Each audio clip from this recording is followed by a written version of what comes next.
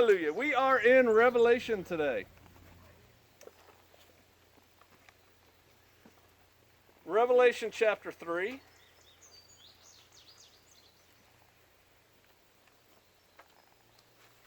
Verse 14 is where we're going to start because we already did Philadelphia when we did Smyrna. Wow, we have new people here, like a third of us. We're reading Revelation. Yeshua, Jesus, is talking to John, and he's saying, write these things down. And we've gone through several churches. He's writing a letter to churches. That's where we are to kind of catch us up. And so verse 14 of Revelation chapter 3. And unto the angel of the church of the Laodiceans write, these things saith the Amen, the faithful and true witness, the beginning of the creation of Elohim. So, breaking that down, unto the angel. We talked before about how these churches all seem to have my term, guardian angel, an angel appointed to overwatch this particular assembly.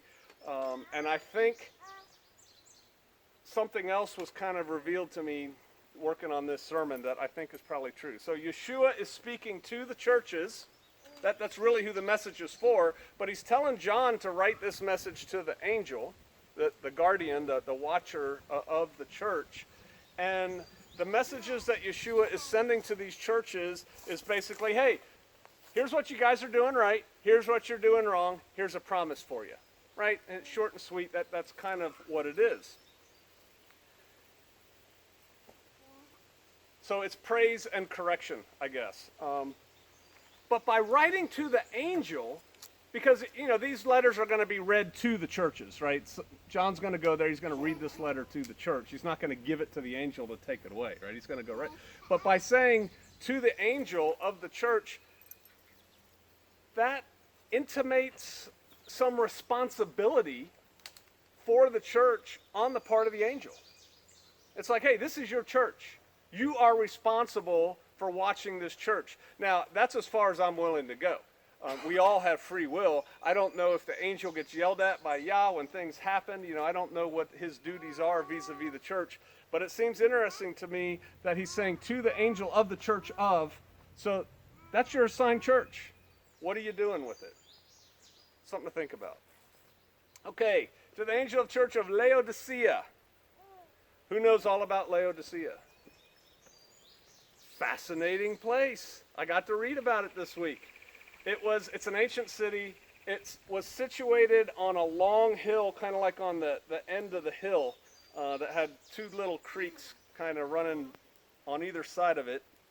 Southwest Turkey. What's today Turkey in southwest Turkey. And it was originally called Diospolis, or Diospilus. And what that means is the city of Zeus. And there was, at the time of this writing and all the way back into antiquity, an altar for Zeus. Now this got me thinking. When I was studying this, I'm like, wait a minute. We read about this in Pergamon, the church in Pergamos, and we talked about how they had an altar for Zeus there. And it was the seat of Satan. Remember, Yeshua said this is where Satan has his seat. We talked all about that. And who remembers where that altar got moved to? Berlin. Got moved to Berlin in the 30s.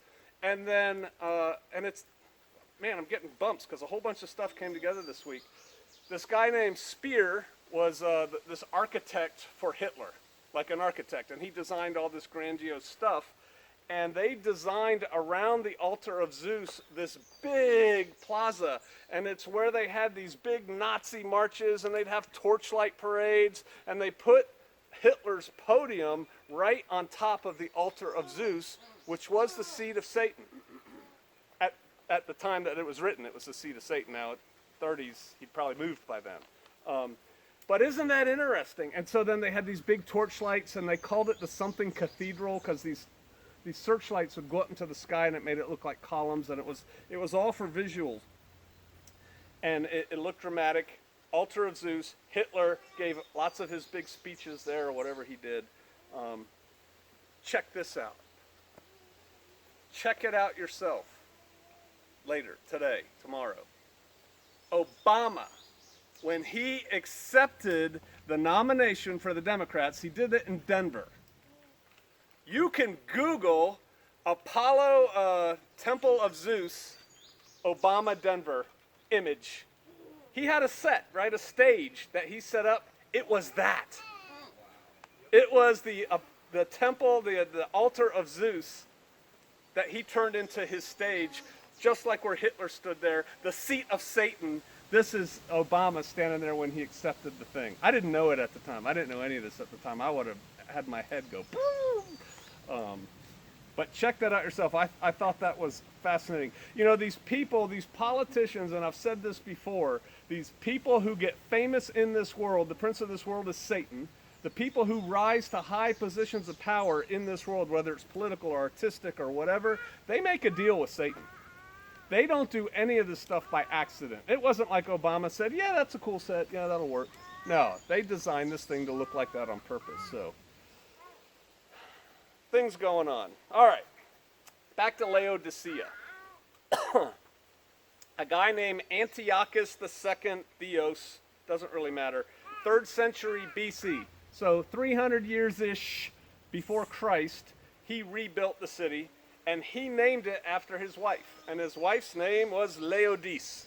So he renamed the town from Diospolis to that. About 100 years later, another guy, so about 200 BC, very roughly, another leader, Antiochus the Great, he brought 2,000 Jewish families from Babylon into that region, this town being the principal town in the region. He brought them from Babylon into the area, Jewish families. This was 400 years after Cyrus had let them go out of Babylon and go back to Jerusalem. There was still, they didn't all leave Babylon when Cyrus said you guys can go. And so he brought 2,000 families in. And so what that means was there was a big population of Jews at the time this was written in this city. Now this city, Laodicea, was, like many of them that we've read about, it was a really big trading center for Rome in that part of the world. It's because it was situated on a major road. And some of the things they were known for, and this is important later, it all comes together. Some of the things they were known for was exporting wool, specifically black wool. And they made black clothing that was highly esteemed. It was like this shiny wool clothing. That's all I could find out about it. But people liked it, and it was worth a lot of money. They also coined their own money. We've talked about that with other towns. And they had their own world-renowned eye salve for eye infections and stuff that you would put in your eye to fix it. We're going to talk about more on that later. But it's important. And because of this, they were a very wealthy town. The people were wealthy. It was a good place to live. I told you about the temple, the altar to Zeus. They had Zeus worship, and just like I talked about with the other church, that transformed into Caesar worship because Caesar became known as a god, right? And he wanted to be worshipped. And remember, we read about people had to pay a tax and say, you know, all hail Caesar or whatever they had to say. Also in this town, Laodicea, I've got to look at this word because I don't know it good enough to say it. They had the Asclepius worship. Remember that was the baths with the snakes and all that imagery of snakes, and they would heal people and all that stuff. They had one of those there, and they had this big like healing center based on this snake god, Asclepius or whatever. And one of the things they were renowned for was healing eyes with this special little potion that they had. And so there were lots of Jews there, I already said that. And because of that, Jews were amongst the very first people, they were the very first people to be converted to the way of Yah, the way of Yeshua, right? They got it. It's like we keep Torah, this is the Messiah, we got it. And so there were a lot of Jews there who joined into the new church, and it was a big church as the early churches went, and there were, they established what's called bishoprics there. They would put a big guy in the overall church in Laodicea to oversee things. And it was cush duty because it was a nice place to live. Everything was going on there. Everything was comfortable. 30 years before Revelation was written about 90 AD. So 30 years before that, there was a really big earthquake. and it leveled the city. The city belongs to Rome. And Rome said, we'll rebuild it because it's an important city. It's our major trade hub in that part of the world. And the Laodiceans said, nah, we got it, man. We got so much money, no burden to you. And in fact, they were then, and it may have been before that, but they were considered a free city. They were like part of Rome, but Rome left them alone. And they built their own city back. And they took great pride in that. It's in all the old history books. They didn't need any help from Rome to rebuild their whole city. And so they had pride in that. It's a good thing. Where's my drink? Can somebody bring me that, please? Thank you. But there was a problem. See, I look at water, and thank you. There was a problem there for the city, and that was there was no good source of water for the city. And back in the day, you know, cities with high towers, or we talked about one on a cliff and that kind of thing last week, cities with high towers and defenses, the way you attack that city is you would put it under siege. You would surround it, nobody comes in, nobody comes out, and we'll starve them out or whatever. Well, if you've got your own well, you can last a lot longer. They didn't have one. And so they were easily sieged, if you will. They got their water from 6 miles away from a hot spring via these Roman aqueducts that came in. So that's a 6-mile long target for an attacking army, and so because of that, they knew they couldn't withstand the siege, and so they were very accommodating over the centuries, over the years, to anybody who tried to attack them. They're like, hey, what do you want, man? We can work this out. They didn't want it to come to a siege because they would lose. So they're very accommodating. So, just like Shofar Mountain water is very refreshing, and I want some right now,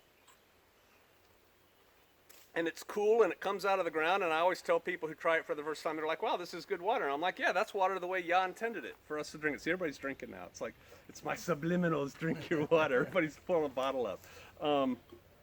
We have this really cool, refreshing water. The water at Laodicea was not. As everything was good in Laodicea, the water was bad. It came from a hot spring 6 miles away in an above-ground aqueduct, and their water was not cool and refreshing. It was, if you've read ahead, lukewarm. It's very important to what we're about to read. All right. Laodicea is mentioned elsewhere.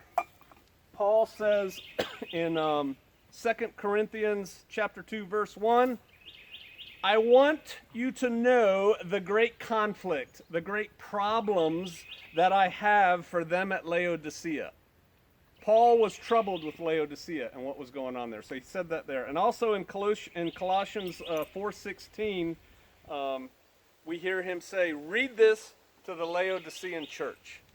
They need to hear this. So the letter to the Colossians, he also wants the Laodiceans to hear. They had issues, and Paul knew about it. All right, that's Laodicea, but we're going to come back to many of those items that we just talked about. And unto the angel of the church of Laodiceans write, these things saith the Amen.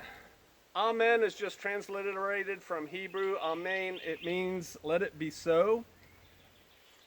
In 2 Corinthians chapter 1, verse 20, we can read, for all the promises of Elohim in him, Yeshua, are yes. And in him, Amen, unto the glory of Elohim by us. All the promises in Elohim through Yeshua, let it be so. It is, yes, positive.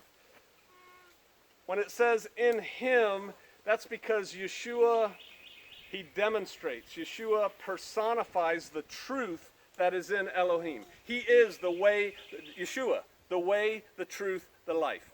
Amen, let it be so. And so that's what that means there. These things saith the Amen, the faithful and true witness, which I find interesting. The faithful and true witness of Yah, right? He's a witness of Yah, so he comes and he explains that to us. The Laodiceans were neither. They were neither faithful nor true. And we're going to find that out.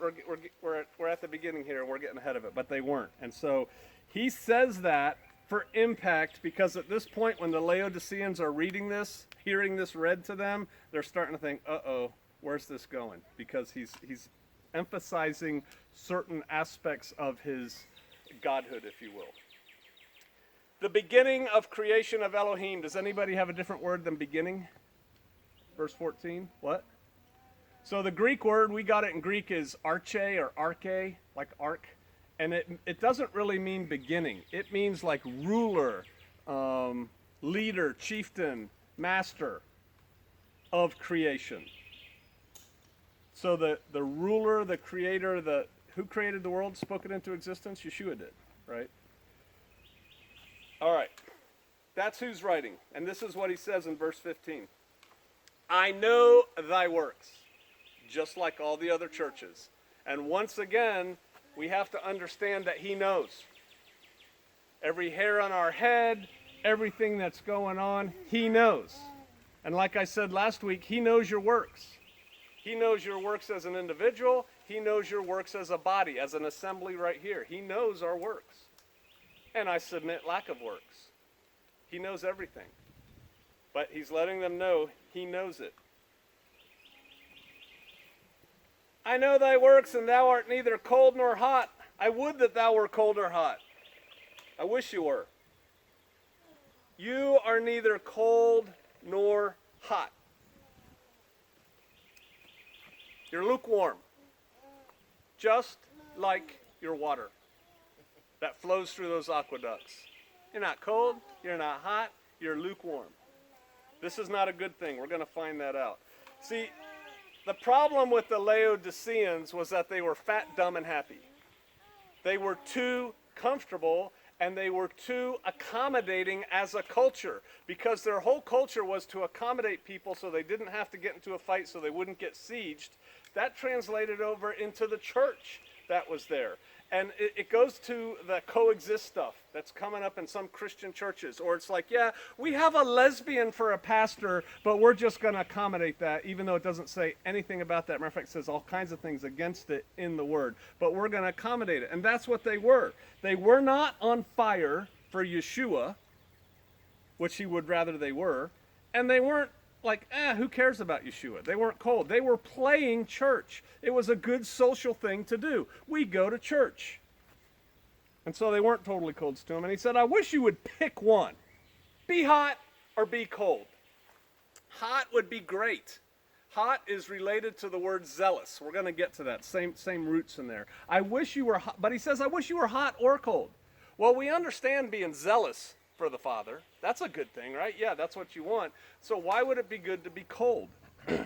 Well, if you're cold, it's like that saying, sometimes you got to be all the way down looking up before you can take a hand. You got to dig yourself all the way to the bottom of that hole and figure out, oh, this is terrible. I need out of here. And then you realize that you need a helping hand up or whatever. If you're super cold, all of a sudden you're seeking warmth.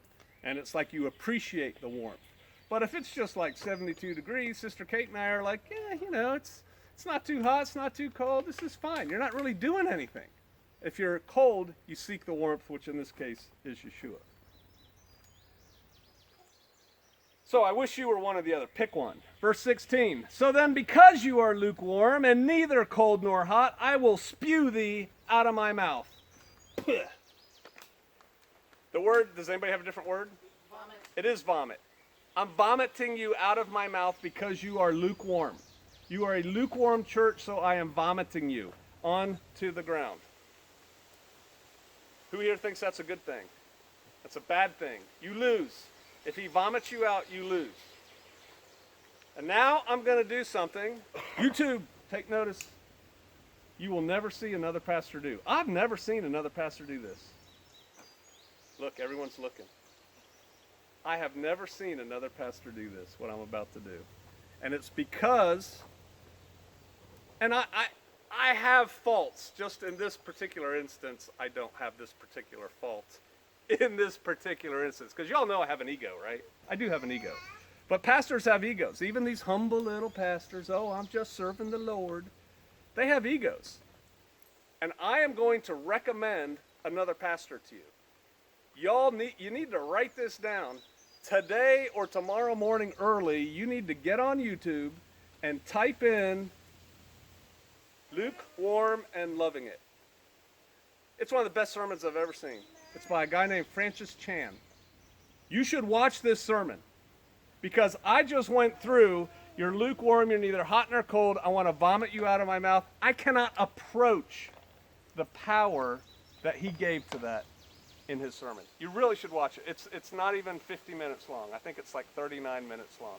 Lukewarm and Loving It by Francis Chan. And I just watched it again today to make sure, because sometimes I recommend things and then I go back and look at them like, I forgot about that part. It's fine. If you Google Lukewarm and Loving It, you'll find it. You should watch it. I think you'll appreciate it. But here's the deal. The Father doesn't want you if you're lukewarm. He'd rather you be hot or cold. He wants you hot. He wants you zealous for him. Let's look at verse 17. Because you say, I am rich and increased with goods and have need of nothing, and knowest not that thou art wretched and miserable and poor and blind and naked. When I read that, it reminds me of America. We don't need nothing. We got everything. Hey man, what case is that on your phone? I really like that. You're talking about a case on a phone that has more computing power than the lunar module. Right? And it's like, oh, that's a cool case. Is that titanium? Or guys talking about weapons. I've got the 4GF blah, blah, blah thing on there. We have so much stuff. Even poor people in this country have big screen TVs and nice rims on their cars. And there are no poor people. This is America, and we think we have it going on, and that hurts us in our faith. Many poor people seek the Father. And again, it's kind of to that point where you're all the way down and there's nowhere else to go but up. And so the poor people turn to the Father. It's why agricultural people, let's just use America for an example, are more attuned to the Father, to Jesus, to Yeshua, than are people who work in banks, because they know that if it doesn't rain pretty soon, it's going to hurt my crop. Or if it doesn't quit raining pretty soon, it's going to hurt my crop. And they know they have no control over that, and so they turn to the Father. Well, it's the same thing with the poor people. They got nothing, and so they turn to the Father. On the other hand, you've got the rich people who think they got it all figured out. I was either born into a rich family because we deserve it, or I earned all this money myself, and I got it going on. I don't need any help from the Father. Yeshua had a huge soft spot in his heart for orphans, widows, and the poor. Over and over again, he talks about being cool to the orphans, the widows, and the poor. Today in America, we have widows. We have very few who are widows indeed. Another sermon for another time. But we do have widows. We don't really have orphans anymore, not like they did back in the day, because the state has grabbed them and in many cases put them into horrible conditions. All in the name of progress. And our poor people aren't poor. Not in America. But in lots of parts of the world, there are poor people. In India, I've said this before when I talk about the poor, there are people, a man whose job is to fix flip-flops. He's the flip-flop repairman. And with that, he supports his family. Think about that. That's poor. He's not poor. He's got a job. There's all kinds of people in India who don't have a job, wish they could be a flip-flop repairman. Think about that in America. We bust a pair of flip-flops, throw them away. Heck, most Americans don't even bust them. They're just like, this is so last season. You throw it away and you get a new pair of Vans or something. Yeshua said, blessed are the poor in spirit, for theirs is the kingdom of heaven. Because he understood how this is with poor people. And they understood that poor people sought him. And they were more open to his teachings. And instead, he contrasts them and he calls them wretched, miserable, poor, blind and naked. And they're like, what are you talking about, man? We're not wretched. We're living the high life. We're not poor. We're rich. We're not miserable. We're comfortable. We're not blind. We've got the best eye salve in the world. Ha ha ha. We're not naked. We make these really cool clothes that we sell all over the world. See, when he told them they were wretched, miserable, poor, blind, and naked, that is the opposite of what was going on in Laodicea. on the surface at the human level. It was certainly the opposite of what they thought of themselves. It's like, you're not all that. Matter of fact, you're the opposite of all that, and you guys are too blind to see it. Compare and contrast this. Look back to Revelation chapter 2, verse 9. Just flip back.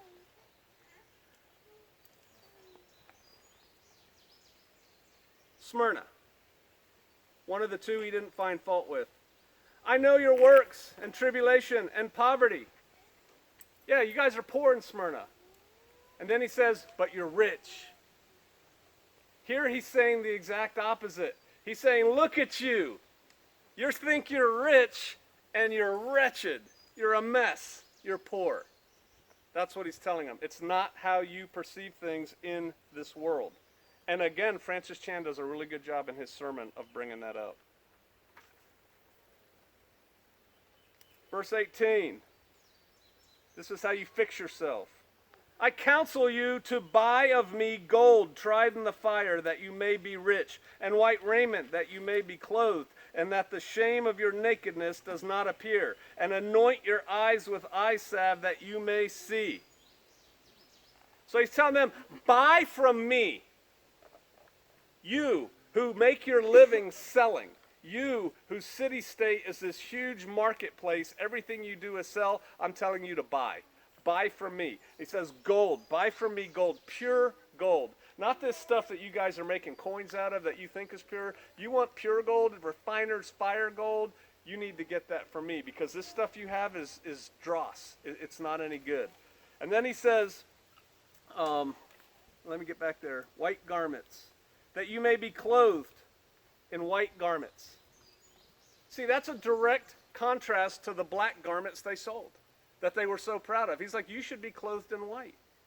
I will give you that. White wool, black wool, the white was probably linen, right? I'm thinking, back in those days. Very different. You're not allowed to mix the two either, by the way, in one garment. And then he says, eye salve. It's like, boom, you guys are known for your eye salve. That is nothing. You need my eye salve so you can open up your eyes and see. You guys are blind to what's going on here. But that's them, right? That's not us. See, I think about that. I think we all get caught up, and me too. I'm pointing one finger at you and two at you and six at me. We all get caught up in our day-to-day. And I think we really need to step back and open our eyes and see things how they are and realize what's going on, which is not to say our day-to-day is totally unimportant, but it might be. It might be. What's really going on? What's really important out there? He's telling them, open up your eyes. You guys are blind. You can't see. And so this is harsh. Right? He's done nothing but come off the top rope this whole letter to these people, rebuking them and telling them they ain't got nothing. Everything you value, everything that you base your identity on is crap. Your whole life is a lie. That's basically what he's telling them. That's harsh. But here comes but I still love you. It's almost the sandwich. Look at verse 19. As many as I love, I rebuke and chasten. Be zealous, therefore, and repent. It's the same for you. No matter how far you slip in life, no matter how far you mess up, he still loves you. He wants you back. He wants you zealous. Zealous means hot. Same root word. Hot. He wants you hot for him, on fire. He loves you, and because he loves you, he will chasten you. He will rebuke you. You know, when I'm walking through Walmart and I see some bratty kid throwing a temper tantrum, I don't love that kid. I know I should have a bigger heart and love all men and children. But reality is I don't love that kid. I don't even know that kid. Don't even think about me spanking that kid. Although I often comment, that mom should spank that kid. But my kids, if they did that, they got told, this is not effective. Rebuked, chastened, And it's because I love them and I want them to grow up like this and be fine adults. And so if you don't care, who cares? If you care, you chasten and you rebuke. I've done that here for some of us, and I'm not talking about my daughter. So therefore, be zealous. Be on fire for the Lord. On fire. I guess I'm going to say it because I was thinking about saying it and then I decided not to, and now it's coming to me again. I was going to say this, and I don't think this is the exact avenue. So take the concept and apply it as you will. But I was going to tell everybody in the next month, I want everybody here to bring one more person to church, to assembly. I don't care if you bring them here or not. What I want you to do is start talking to people about Yeshua. See, and again, I've said this before, it's easier for me in a lot of ways because I can introduce myself and say, hey, I'm Joe Fox, how you doing? And then you get around to, because we're Americans, what do you do? And I'm like, oh, I'm retired military, I pastor a church. And that's just a perfect segue for me. It's an easy segue to start talking to people about Yeshua, about turning your life over to the Father. I get it. It's easier for me. Y'all need to do it too, though. See, my job is to talk to you. Your job is to be like a Special Forces A-team and go out there and talk to 100 other people. And then, therefore, we're spreading the word. We need to do that. We need to be on fire for the Lord. I'm not going to make you show your hands, but I bet you a lot of you have talked to people because we're kind of a prepper church, right?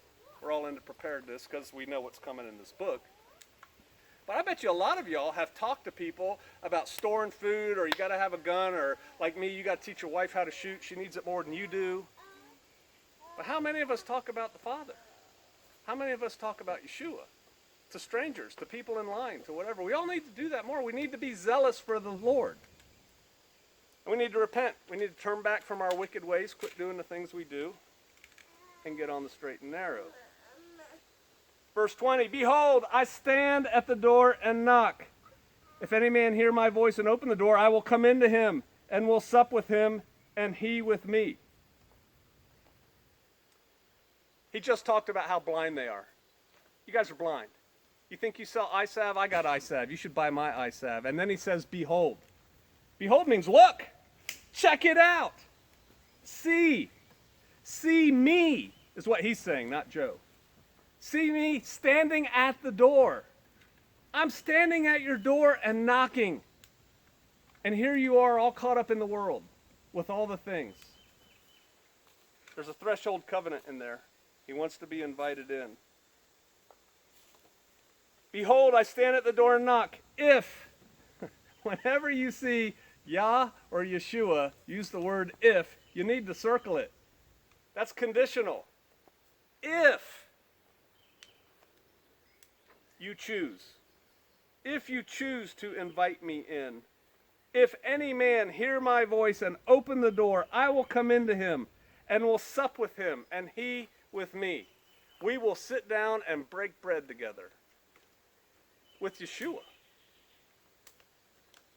There's that question you see every now and then. Name the one person you'd like to have dinner with. Living or dead. Either or. And then you just hear all these silly things people say. Man, I would love to sit down and break bread with Yeshua. I don't know if I could eat. Can I pass you anything? But if you open the door, he will come to you. 21. To him that overcomes, notice it's not to everybody. To him that overcomes these trials, these tribulations, these snares that are in front of you, to him that overcomes will I grant to sit with me in my throne, even as I also overcame and sat down with my Father in his throne. You think you have problems, you think you have trials, you think you have tribulations. We got nothing on Yeshua. Satan took him and offered him everything. And he answered perfectly with the word of Yah every time. And then the people he's trying to save turn him over and kill him badly. He could have stopped that. He could have brought a legion of angels down if he wanted to. Could have flattened the whole city. We got nothing on him as far as that. He overcame, we can overcome. He that has an ear, let him hear what the Spirit says to the churches. You have to choose him though. See, we have a choice. Last verse, go to Joshua, chapter 24. Joshua chapter 24. I think we're starting in 14. We are. Now therefore fear Yahweh and serve him in sincerity and in truth. And put away the gods which your fathers served on the other side of the flood and in Egypt, Mitzrayim, and serve ye Yahweh. And if it seem evil unto you to serve Yahweh, choose you this day whom ye will serve, whether the gods of your fathers which were served that were on the other side of the flood, or the gods of the Amorites in whose land ye dwell. The gods we serve today in this country, it's very subtle. We serve the gods of the sports teams. We serve the gods of consumerism. We serve the gods of music industry. All the things that we worship, that we get excited about, that we spend money on and time on and talk to. But as for me and my house, we're going to serve Yahweh. That's a decision we take in this modern world that is flooding us with all these distractions to distract us from Him. If you have ears to hear, it's time to get more serious and more zealous for Yah. Let's pray.